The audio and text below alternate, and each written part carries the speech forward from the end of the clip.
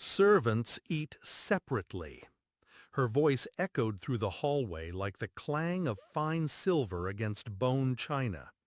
I turned slowly from the sink, water still dripping from my hands.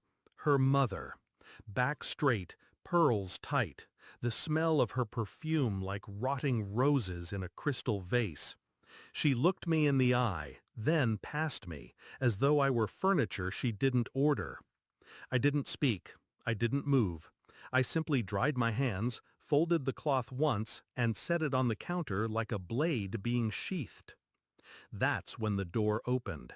Sharp footsteps, leather soles. Her business partner stepped in, phone still glowing in his hand.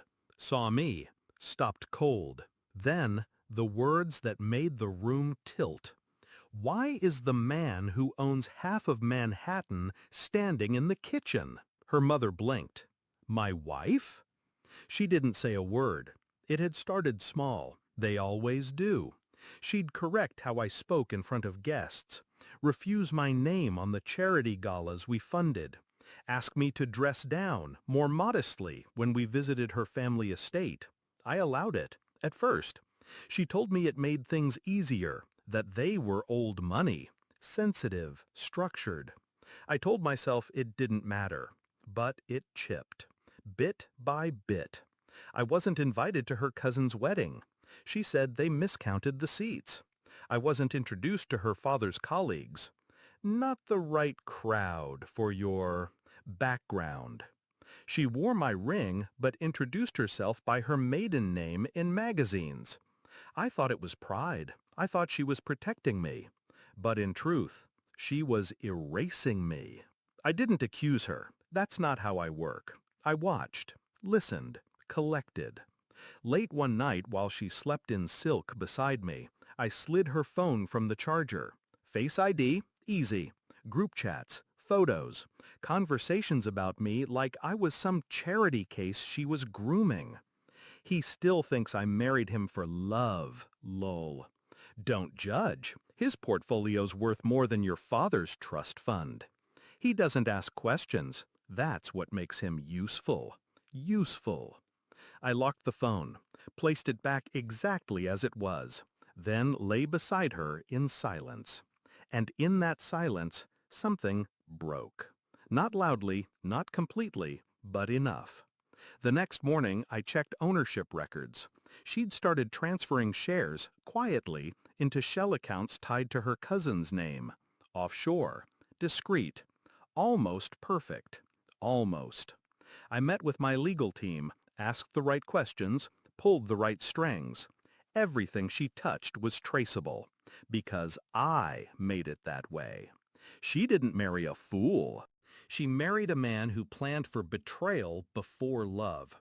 Then I invited her mother for dinner. Casual, simple, just family.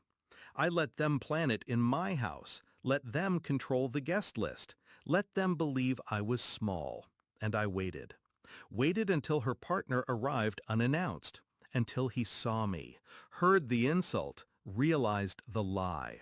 And in that one moment, the mask she wore cracked so cleanly I could almost hear it splinter. I thought you said he was some contractor? He asked. Her eyes widened, her lips parted. I stepped forward, quiet. Tell him, Elise, I said.